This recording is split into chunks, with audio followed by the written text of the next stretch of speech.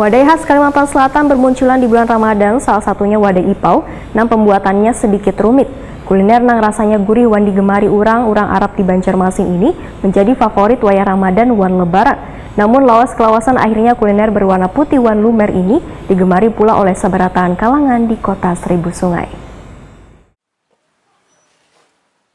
Wadai khas Kalimantan Selatan bermunculan di bulan Ramadan, salah satunya wadai ipau. Panganan yang dibuat berbahan terigu, hintalu, kentang, daging wan dilumuri saus santan ini pembuatannya sedikit rumit hingga menjadi kegemaran sebagian orang untuk berbuka puasa. Wadai ipau yang menjadi makanan khas Arab bukannya berasal dari Timur Tengah, namun awalnya diolah oleh orang Arab yang menetap di Banjarmasin. Maka kuliner yang rasanya gurih wan digemari orang Arab di Banjarmasin ini menjadi favorit wayah Ramadan wan Lebaran. Namun lawas kelawasan akhirnya kuliner berwarna putih wan lumer ini digemari pula oleh seberatan kalangan di kota Seribu Sungai. Keunikan dari wadai ipau ini memiliki kaya akan rasa, sangat lezat, gurih, manis wan lumer, serta bertekstur lembut nang kaya pula akan nutrisi karena dilengkapi protein hewani wan sayuran alami. Almira Al-Katiri, salah seorang nang maulah wadai ipau wahai takuni Prima TV, memadahkan proses mengolah wadai ipau ini kada mudah. Mulanya lapisan kulit dimasak terlebih dahulu,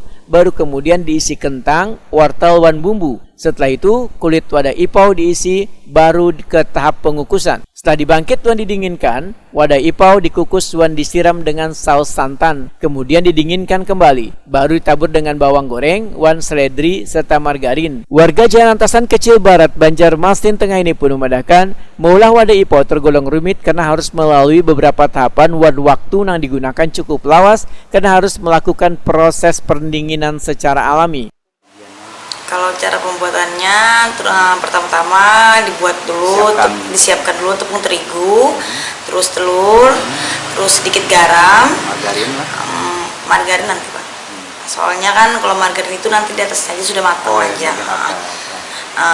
Mola lempengannya, habis selesai kulitnya. Setelah bikin kulitnya selesai, terus tapisi, terus dilipat-lipat. Terus dikukus, dibalut, dikemas gitu kan dulu. Habis itu terus dikukus, dinginkan, setengah dinginkan, terus disiram dengan saus santan, terus didinginkan lagi. Habis didinginkan lagi, nanti setelah selesai sudah dingin, nanti dikasih seledri atau bawang goreng, di atasnya nanti ditaburin margarin.